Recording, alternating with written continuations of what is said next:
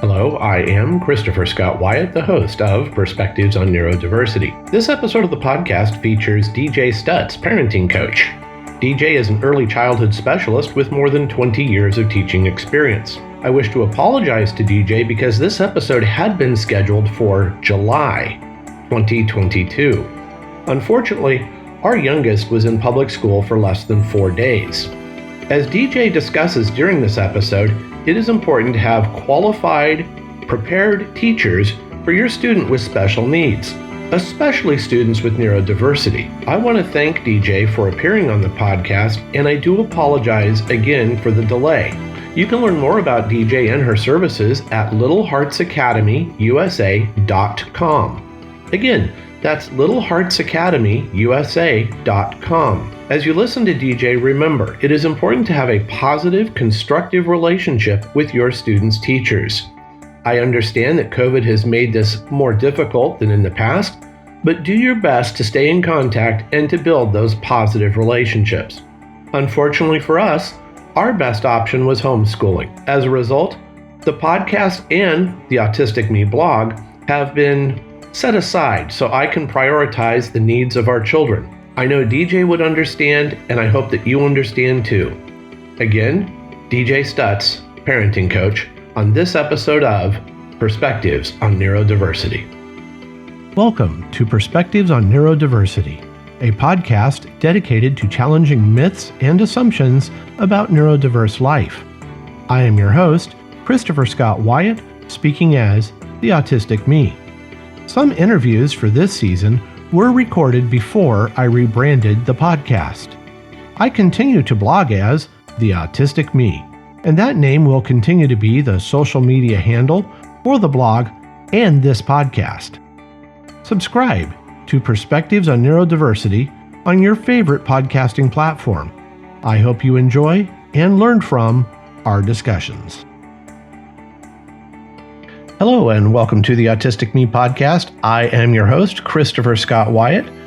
As listeners know, I am the parent of two neurodiverse elementary students. My wife and I are all too familiar with the experiences of educational planning with IEPs, 504 plans, working with teachers, working with student support. Well, today I'm being joined by DJ Stutz, an early childhood specialist with more than 20 years of teaching experience. She offers parent coaching in group and one-on-one sessions to support parents in their most important job. She also has a podcast, and on her podcast, Imperfect Heroes, Insights into Parenting, DJ and her guest share knowledge and experience through thoughtful episodes with subject matter designed to help parents develop confidence and peace as we try to be greater parents, better parents. We are imperfect heroes raising independent, productive, and happy children. Welcome to the show, DJ. Thank you very much. I'm happy to be here. Let's begin with your background. You are an early childhood specialist with 20 years of teaching experience. So could you explain what that background is? My degree is in early childhood. And so that means that we cover children ages 0 to 8 years old. And I have taught kindergarten. I have also taught some special needs. In fact, that's how I just retired. My last 2 years were teaching a special needs pre-K for the school district. I've also been an administrator at a community college in their child development lab, working with not only children, but students trying to further their education and degrees and understanding of early childhood. I was also spent 16 years when I lived in Las Vegas as a parenting facilitator for the Clark County Department of Family and Youth Services. So I taught classes anywhere from libraries and schools, and I even taught in a couple of women's prisons and everything in between. I have a son who is severely ADHD. And in fact, when we took him to a pediatric neurologist, he told me that he had treated over 3,000 kids with ADHD. My son was probably in the top 5 of being affected.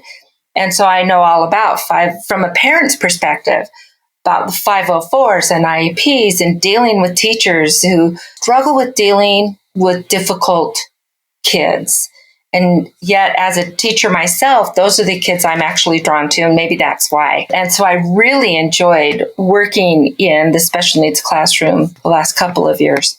When we think about special needs and early childhood development, it is unfortunate, but most children are not diagnosed with autism spectrum disorder, ADHD, PTSD, and other differences, including situations with learning disabilities like dyslexia. Mm-hmm. Often those diagnoses don't occur until 6, 7, or 8 years old. Right, which kind of frustrated me that I would get kids that were 4 turning 5 that came in with an autistic diagnosis or some other neurodiverse diagnosis. And I thought, man, they haven't had a chance to figure things out yet. And so I kind of accepted the kids for who they were, not who other people said they were. Those diagnoses, when you go into a school, the diagnosis in hand or the evaluation in hand, this automatically triggers either the 504 or the IEP process. Mm-hmm. And for parents, this becomes a very difficult situation because when you're sitting across from some educators, certainly not all, but too many, it is the feeling like you have failed as a parent, you're not doing enough, and now they're going to have all these lists of things you need to be aware of. So how do we as parents address this early transition where we're having to balance what we have done with what we're being told needs to be done, and we have to develop a plan for the future and goals, and we have to fill out all these forms and evaluations and then read the reports when they're updated? How do we deal with this without feeling that we have failed or that we are neglecting something? Because there's so many things to do at that age and we're overwhelmed. It's easy to become overwhelmed. I can say that as a parent. I can say that as a teacher. It's a lot of extra work for a teacher when they come in with some of these diagnoses. And so unfortunately, there are some who kind of resent that. I actually had a teacher with my son. Now, this was in high school, not our little guys. He had worked hard, and by using the accommodations that came through his 504, he was able to get into some honors classes because he understood the knowledge. It was the ability to get tested in a traditional way that got in his way. I had a teacher actually tell me I got out of special ed to get away from kids like this. And he was my son's teacher. You know, you have to, I guess, find the confidence to say, yeah, then we're done, aren't we? And I'll come back in 2 weeks when you are prepared. So you do have to kind of stand up for your child and for yourself. But as you come in, and some teachers may give that impression because that probably isn't the only child in their class with an IEP or a 504. Even when I was not teaching in a special needs classroom, I still had, on average, 3 or 4 kids in my classroom on those. And my attitude is, you know, first off, I loved these kids. I love the challenge that they bring. I love the humanity that they showed me. And you as a parent need to come in with understanding that too, that, you know, a teacher is a human being, but that doesn't mean that we're all perfect. In fact, you're right. There are too many that have that attitude about kids who just won't comply, won't sit, won't, you know, will burst out, will have anger issues. You're the parent. That is your child. And who cares what other people think? I know we do, and that's the reality is we do. But as more time goes on, we can understand that, hey, I'm here, I'm doing all I can for my kid. This is what I am able to do, and just kind of move forward. And I think when teachers see that confidence, and not an angry confidence, I'm talking about this is what we're doing, this is here we are, and I'd like to be, really, you're the center of the team. You're the center of that education team, even though there are people out there who would like you to not think that, but you still have, that is your child. And so you can come in, and I have found that honey gets way more done than vinegar. And so when you come in with an appreciative attitude and you say, yeah, I get it, and we're on the team, and let's work together, and what kind of language are you using in the classroom so that I can use it at home, and we have that consistency. When you use those kind of terms, you're going to see most teachers will calm down significantly. A challenge for us as parents, and I'm sure many other parents, is controlling our reaction to what feedback we're getting from the school. Early on, our children were in a school where they used red, yellow, green paper plates and moved them along a line based on behavior. They updated their behavior chart in the take-home folder and left lots of notes for us, which eventually the children could read just well enough to know that there's a sad face in a red. As parents, you get frustrated constantly dealing with the teacher and the teacher's frustrations. Our children are diagnosed ADHD. One is dyslexic, one is autistic. They were through the foster adopt system. Now, they've been with us for 7 years since they were little. But as you and I both know, by the age of 2, so much has happened that they may have been nonverbal, but so much has happened to them by age 2 or 3. Mm-hmm. Oh, yeah. So you get the frustration of the teacher and you end up being frustrated yourself. Please stay in your seat in school. Please don't wiggle. Please try to stay in line. The teacher's frustrated and we're tired of hearing from her. How do you approach it? So instead of the child then hears the angry teacher at school, the angry support aide or the wraparound support provider at school, and then they're coming home and you're frustrated because you're tired of hearing from the teacher, the support, and the principal. Never hears a calm, soothing, I love you for who you are. I'm sorry that you're having difficulty. How do you find that calm reaction when you're surrounded by adults who are supposed to be professionals, but they're also getting frustrated? And so as a parent, you're getting all this, take care of your child, get your child to behave, get your child to stand in line, get your child to stay in seats. How do you then not express all that anger you're hearing right back at the child? How do you find a nice, calm approach to getting where you need to be? I guess I've been a different kind of teacher in that my expectations with kids are that, okay, they had a huge temper tantrum. We had to clear the room and they're throwing things and whatever. And that lasted for half an hour, right? But is that entire day defined by that one half an hour? Or, well, we had 6.5 hours of, listening, of trying to get things done. We had an explosion toward the end of the day or right before lunch or whenever. But, and this is what we did. But they calmed down so when you're when I, as a teacher, am talking to a parent, and it's a point where I have to say something because they need to know, right, what's going on. But if you present it in a way that is, here's what happened, and we're not saying he's bad, he's terrible, he had a difficult moment or she had a difficult moment, we did have to clear the room, but they got things put together. It took about a half an hour. But before that, they got this work done or they got that done. They were very kind. When were they kind to a friend? Because I have found that kids who are on those spectrums or are neurodiverse have a huge capacity for compassion and for kindness when they're able to do it. Are we noticing those things? And so maybe asking your teacher and saying, thanks for letting me know. Did they do anything good today? Was there any positive that I can take away from today that I can work with them on? And I think also having a conversation at the beginning of the year. So with my son, Christian, he's now a police officer, perfect job for him. But I would give them usually about 2 weeks, the teacher about 2 weeks to get an idea of, okay, this is who Christian Stutz is.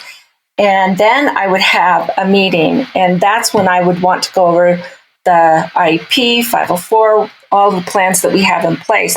And then I would share, number one, my expectations. My expectation is to hear that when they've done something well, I want that marked down, whether they shared a toy, whether they finished a paper, whether they sat through a story, whatever it is, I want to hear about that as well as the bad things. Because in order for me to build this relationship, and for you, by the way, now I'm speaking as a parent to the teacher, to build this relationship with my child, it needs to be built on noticing what we can do more of. Whatever you pay the most attention to is what you're going to get the most of.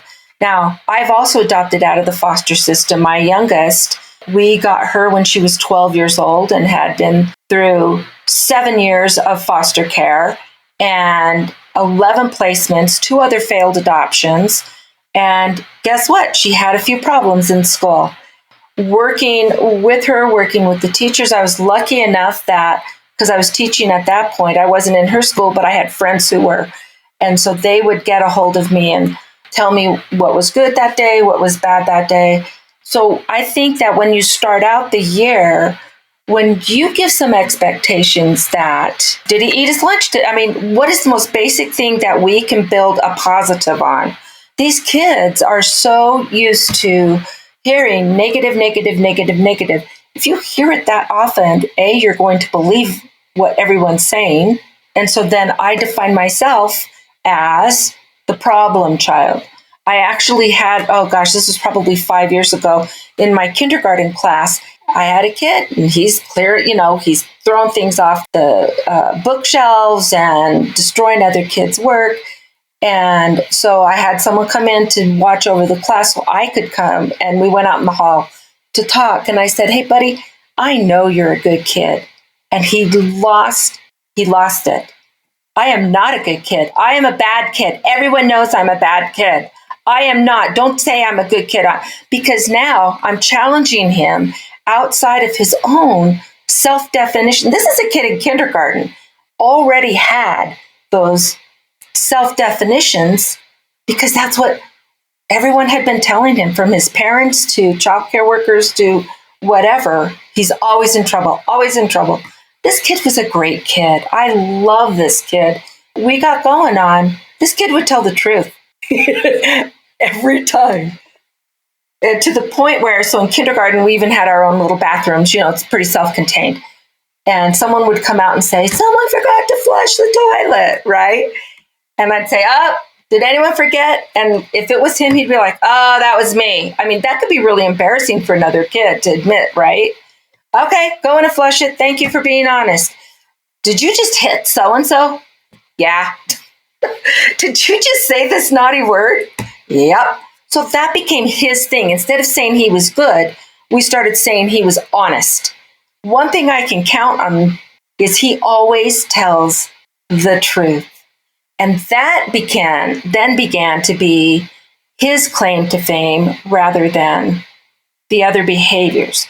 And so what can we build on as you're talking to your teachers and having that initial beginning of the year? What are the things then that we can build on? So I had a grandson who's now junior in high school. It's hard to believe. When he was in kindergarten, he was very, very young. This was in California. So the start date, if you were 5 by December 2nd, and he turned 5 in end of November, so he started kindergarten. Really smart kid, but he was 4 years old still. And so he would finish his work quickly and accurately, and then his teacher expected him to just sit quietly and wait for the other kids in the class to finish their work, and didn't have anything extra for him to do, no place for him to go. So he started showing behavior issues. And so, my son would call me and whatever. And then he sent me a picture. He said, he's getting this. And it was just check off. It was a check for every bad behavior, nothing for good. I said, get him out of that class. Get him out. And so they wound up finding a charter school, I guess, that was immersion Spanish. And that was a bigger challenge for him. Every behavior problem went away. Everyone did. Because now they were looking at the positive. He was challenged. He had things to do if he finished early. But now it was a bigger challenge. He was finishing more on time with the other kids because it was a different kind of challenge. I would really talk to a teacher. And if I really had a hard enough time, I might go and say he needs to be or she needs to be in a different class. Or maybe you need to find a different school if the And I know that can be more of a hardship on the parents with having to travel further. You can lose busing, all of those things. But I guess you kind of have to sit and figure out, how can we work with this? How can we make it positive? You want the teacher to know that you're part of the team, that you're talking with them, that you're working with them. This is what I am doing with them. We're talking about, in my last 2 years, we talked about sunshine words and cloudy words, and how you feel when you're in the sunshine, how you feel when you see the dark clouds coming. And I had several autistic kids in that classroom, and I was warned ahead of time even, oh, this is so-and-so. They're terrible. They do this. They need constant supervision, whatever. Okay. And then I didn't listen to them, treated them like, yeah, I have expectations, but I know you can do them. Oh, we're having a hard moment. Let's talk about what's going on. And then we had things to help the child identify, well, how am I feeling right now? Is my heart racing? We talked about those kinds of things. Talk to your teacher, ask them what they're doing to support good behavior, and then how you can team up and have a plan in mind. How do we diffuse the tension at home that is coming home with the child? Our youngest does say, I think I'm stupid. I can't do the work. I can't focus. And unfortunately, she really struggled in Head Start, so she did that twice. And then she repeated kindergarten. Mm-hmm. So she's a little bit older, a little bit bigger now, and she's aware of it. And she feels like, well, I'm going to fail again. It's going to happen again. Mm-hmm. Mm-hmm. How do we undo that negative self-talk at home when even a child as young as 7 or 8 is painfully aware when they're different? Yeah. One of the things that I would do is, first off, ask them, I'm stupid. Really? Do you really believe that? You're stupid? What makes you think that? Why do you think that? And let them talk. There's no right or wrong answer. We're not going to argue with them about it. I can't do the math. Okay. But does that make you stupid? And let them, they need to have a place to voice their concerns without opposition and listening in. Well, how does that feel? What would it feel like if you were smart? What would that look like? We can tell them I love you all you want. And especially if they've come out of foster care like yours, they've been abandoned so many times, and by key figures that they're just waiting for the next one to happen. Teachers abandoned them. Friends abandoned them. The parents of friends abandoned them. I can't have my child play with your son or daughter anymore because of this, whatever. That's an abandonment to that child. And so they are fully expecting an abandonment by the parent. And so they will do things, say things, whatever, that it's going to happen anyway. I might as well get it over with. We want to do things like, well, regardless of how smart you are, you're my kid and I love you to death. And then maybe have them, every kid's good at something. Every kid is good at something. Even if that something is a negative, they may be really good at it, right? Okay, so now we can say, wow, you are a good puncher. That's a talent you have. So let's look at what are some things that we can punch without getting into trouble. Because you're so good at it, I don't want you to lose this talent. Maybe we go to a gym. Maybe we get them a punching bag. When you start turning their negatives into positives, finding a way to do that, then slowly, nothing's going to happen overnight. Slowly, they are going to start saying, oh, I'm good at this and I'm good at that. Now, you can also talk about, well, what things are okay to punch? Not people, not dogs or cats. What are some things that we can punch at? Maybe get them into a taekwondo or, something like that, where they can use what they're good at. And then you can start building on that. But I think just arguing with them about, oh, come on, you're smart. You're not dumb. You're this, you're that. Then you're not really hearing them and what they're saying and moving forward with it. We moved our youngest into jiu-jitsu to help channel her anger. For the oldest, who has attention deficit disorder, I have found that she really loves painting. So painting kits where she has to follow instructions for 30 minutes to an hour at a time have really helped her because it's something she loves. It's art. Lee will sit there and she will paint for an hour or 2 hours because it's something she loves. And that's helping develop that idea of concentrating, following directions. Little Anne, who is a Spitfire, getting her into jujitsu was really useful. And then COVID hit. And for the last 2 years, 2.5 years, whatever this has been, as this dragged on, we have had the issue of like jujitsu, because it's close contact, they didn't do it. We're now looking at other alternatives like swim lessons or other things that are physical that let her get that energy out in positive ways. It has been difficult as a parent to always have, or at least more often than not, try to be a calm and reasonable voice. And it's obviously gotten increasingly tougher as the hybrid and online and who knows what we're doing this week has dragged on and on. It's gotten harder to be a parent. Yeah. And the isolation, you don't want to get me started on what we've done to our kids in the name of COVID.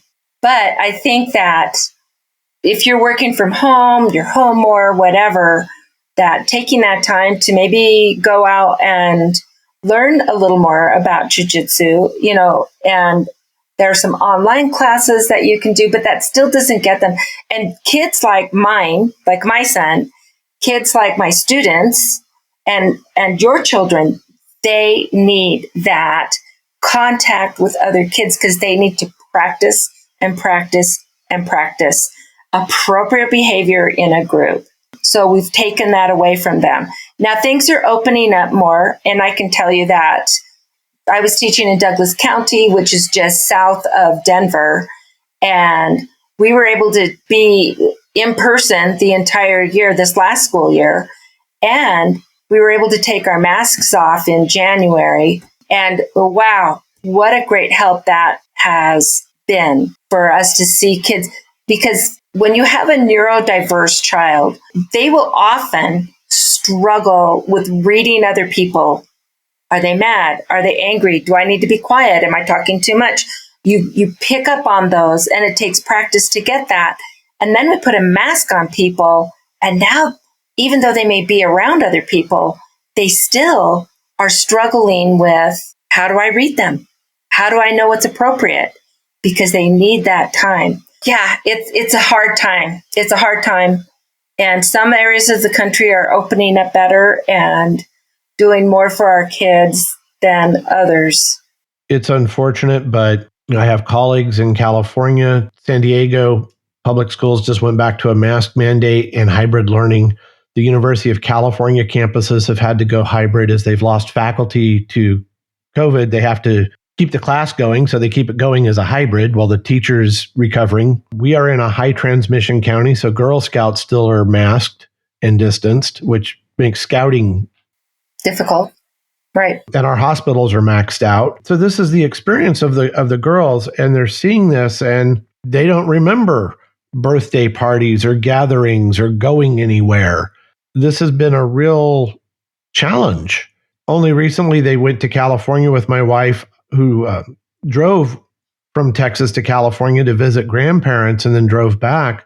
Mm-hmm. And even during that drive, they noted that a lot of restaurants, they're obviously also understaffed, but they're still takeout window. It depends on the county. Mm-hmm. When you are working with children who are trying to develop language, trying to develop connections, trying to understand reading faces, trying to understand how to share a toy or play a board game together with a classmate, these things don't really work as well online.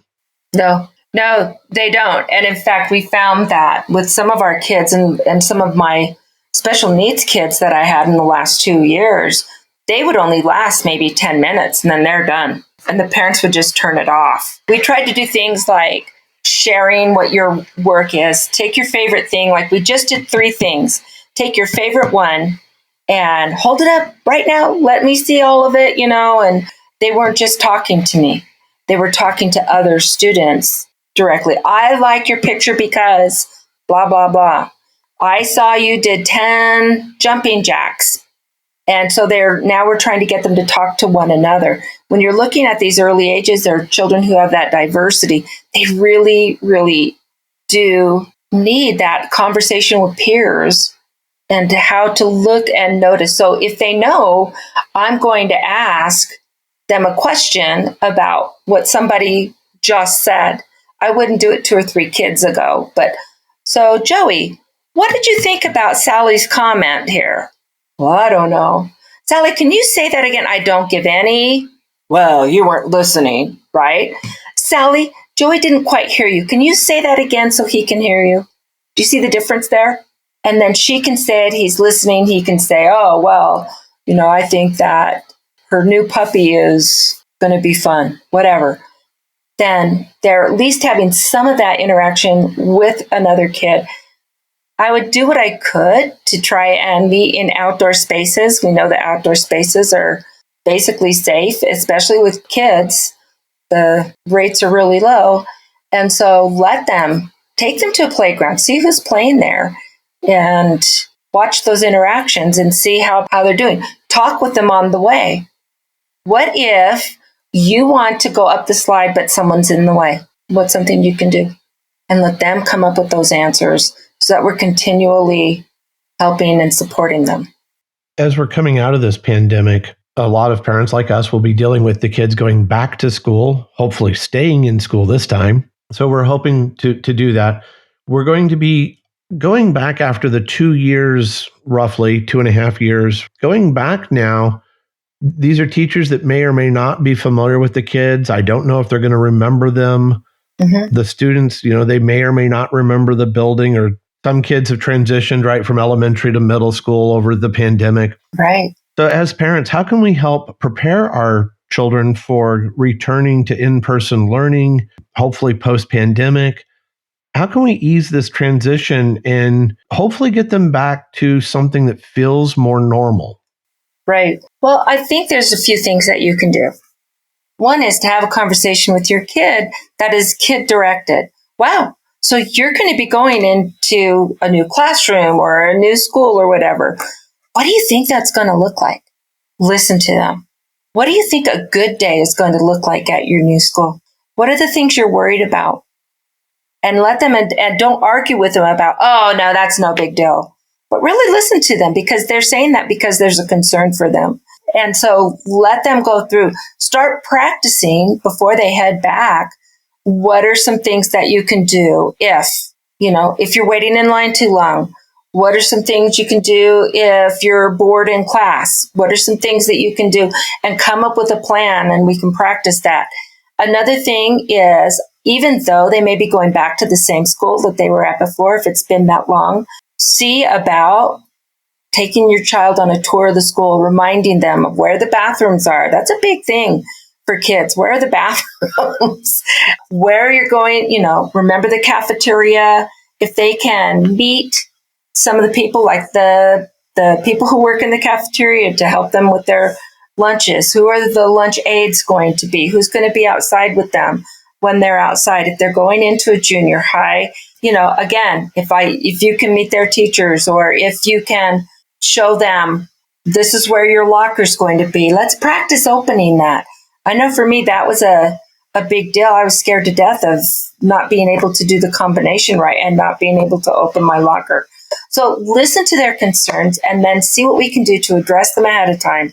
And then also I would make arrangements for, within the first little bit, to have those meetings with their teacher, and reviewing what's going on.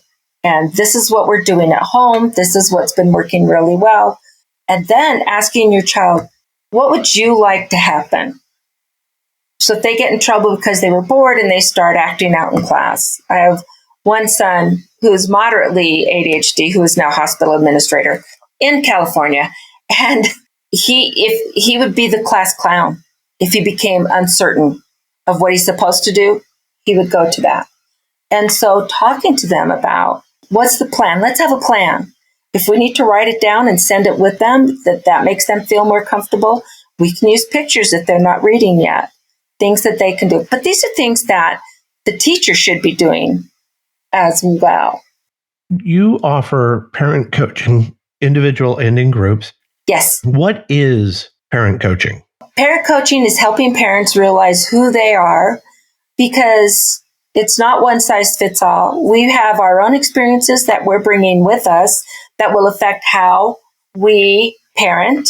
There are cultural things, there are economic things, there are all of these things.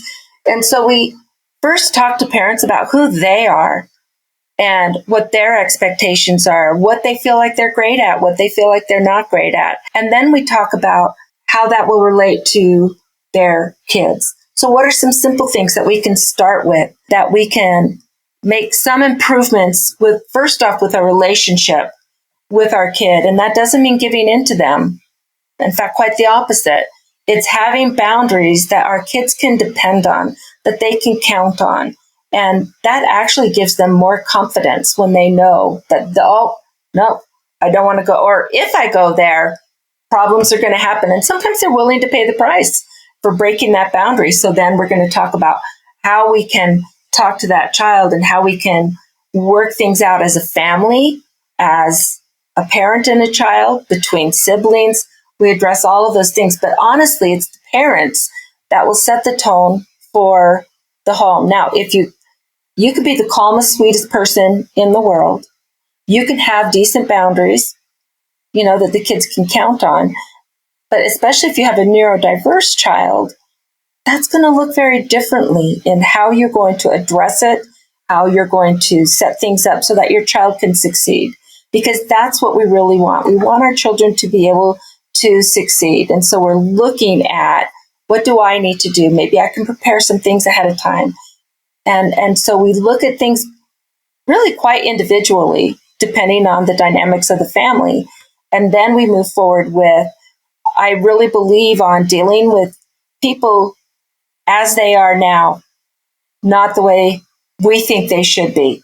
But where are you right now? And then what's one step that we can take to move forward? Listeners can find information about your parent coaching at littleheartsacademyusa.com.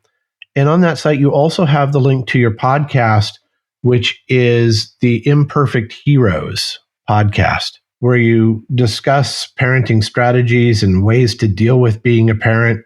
What's your goal with your podcast? Oh, thank you. Being an older person now and having gone through my own childhood and raising my own kids, I know that there are things I wish I had understood better when my kids were younger. Things that I know now that I wish I'd have done that when my kids were younger.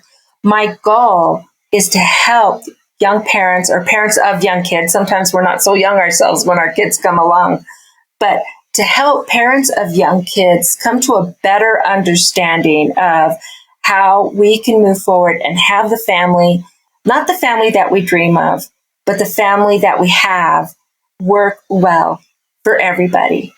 So that's kind of the goal, is to help us raise confident, independent, and contributing people. And not only do you have that educational experience and training, but you are a parent, a grandparent. Yes, I was the oldest of 7, so I have 5 brothers. I understand boys really well. I have 5 children of my own. I have 12 grandchildren, and I am auntie to 70. That's a lot of hands-on experience with children, right? A lot. Yeah, in fact, my youngest brother was born the summer before my senior year in high school. I've always been around little ones.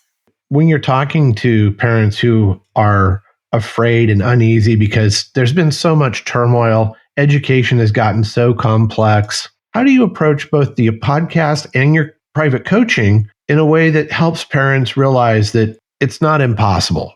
It's not unimaginable that yes, you're going to make mistakes. Yes, things are going to go wrong, but you can get through this. So how do you frame that imperfect hero? My concept is that, first off, take a breath, calm down. Things are not as bad as they seem. Things are not as bad as they are in your head. You're doing a way better job than you think you're doing.